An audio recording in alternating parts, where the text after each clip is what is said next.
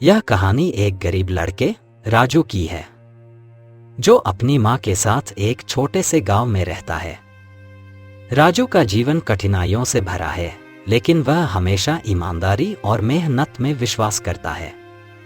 इस कहानी में एक जादुई पेड़ भी है। यह पेड़ कोई साधारण पेड़ नहीं है, यह पेड़ इच्छाएं पूरी करने की शक्ति रखता है। कहानी की शुरुआत होती है एक कच्चे मकान से, जहां राजू और राजू की मां दोनों रहते थे। बेटा, घर में खाना नहीं बचा है। हमें कुछ करने की जरूरत है, वरना भूखे मर जाएंगे। जंगल में जाना खतरनाक हो सकता है, लेकिन हमें और कोई रास्ता नहीं दिख रहा है। जाओ, लेकिन सावधान रहना। माँ, मैं जंगल में जाऊंगा। वहां से लकड़ियां काट कर लाऊंगा और उन्हें बेचकर कुछ पैसे कमाऊंगा। राजू एक कुल्हाड़ी लेकर जंगल की ओर चल पड़ता है। राजू जंगल के अंदर पहुंचता है। वह पेड़ों को काटने की तैयारी करता है। तभी उसे एक बहुत बड़ा और चमकता हुआ पेड़ दिखाई देता है। यह पेड़ कितना बड़ा और चमकदार है। ऐसा पेड़ मैंने पहले कभी नहीं देखा। इसकी लकड़ी बहुत कीमती होगी। राजू जैसे ही कुल्हाड़ी से पेड़ को काटने की कोशिश करता है, पेड़ अचानक बोल पड़ता है, रुको बालक, मुझे मत काटो। अगर तुम मेरी रक्षा करोगे तो मैं तुम्हारी हर इच्छा पूरी कर दूंगा। तुम बोल सकते हो? कौन हो तुम? हाँ, मैं एक जादुई पेड़ हूँ। मैं हर उस व्यक्ति की मदद करता हूँ जो सच्चे दिल से मेरी रक्षा करता है। क्या तुम मेरी रक्षा करोगे? हाँ, मैं तुम्हारी रक्षा करूंगा। मेरी माँ और मैं बहुत गरीब हैं। अगर तुम मेरी मदद कर सकते हो तो मैं हमेशा तुम्हारा साथ दूंगा। ठीक है, जाओ, अपने घर लौट जाओ। तुम्हें वहाँ एक बड़ा आश्चर्य मिलेगा। राजू खुशी खुशी घर की ओर लौटता है। राजू घर लौटता है और देखता है कि घर के अंदर खाने पीने का सामान भर गया है। उसकी माँ खुशी से नाच रही है। बेटा देखो, न जाने कैसे, लेकिन हमारे घर में अचानक से यह सब आ गया।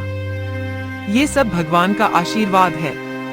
माँ, ये भगवान नहीं, जंगल के उस जादुई पेड़ का चमत्कार है। जादुई पेड़? हाँ माँ, मैं उस पेड़ की रक्षा करूंगा। उसने हमारी मदद की है और हम हमेशा उसकी देखभाल करेंगे। राजा अपने मंत्री के साथ है। उन्हें जादुई पेड़ की खबर मिलती है। महाराज, गांव के लोग कह रहे हैं कि जंगल में एक जादुई पेड़ है जो इच्छाएं पूरी करता है। अगर यह सच है तो उस पेड़ को हमारी संपत्ति बनाना होगा। मंत्री, वहां जाकर उस पेड़ को मेरे लिए लेकर आओ। जैसा आप आदेश दें महाराज। मंत्री और सिपाही जंगल में पहुंचते हैं और जादुई पेड़ को ढूंढते हैं। जब वे उसे काटने की कोशिश करते हैं तो पेड़ फिर से बोल पड़ता है, ठहरो, अगर तुम मुझे काटने की कोशिश करोगे तो तुम्हें इसके भयानक परिणाम भुगतने होंगे।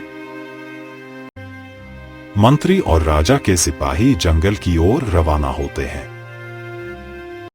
हमें राजा का आदेश है। हम इस पेड़ को काटकर राजा के महल ले जाएंगे।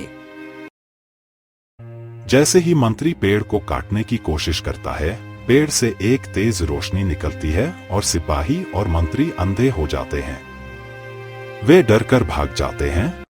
मंत्री और सिपाही डरकर राजा के पास लौटते हैं। तुम पेड़ लेकर क्यों नहीं आए?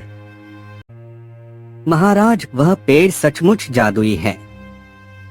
उसने हम पर हमला किया और हमें अगर वह पेड़ इतना शक्तिशाली है तो उसे परेशान करने से बेहतर है कि उसे वहीं रहने दिया जाए। राजू और उसकी मां सुखी जीवन बिता रहे हैं। गांव वाले भी राजू के जादुई पेड़ की कहानी सुनकर खुश हैं। माँ, देखो, हमारी मेहनत और सच्चाई ने हमें यह सब दिया है। हमें हमेशा इस पेड़ की रक्षा करनी चाहिए। हाँ बेटा, यह पेड़ हमारे लिए वरदान है। हमें इसे हमेशा बचाकर रखना चाहिए। अंत। कहानी से यह शिक्षा मिलती है कि सच्चाई, निष्ठा और दूसरों की मदद करने की भावना हमेशा हमें जीवन में सुख और समृद्धि प्रदान करती है।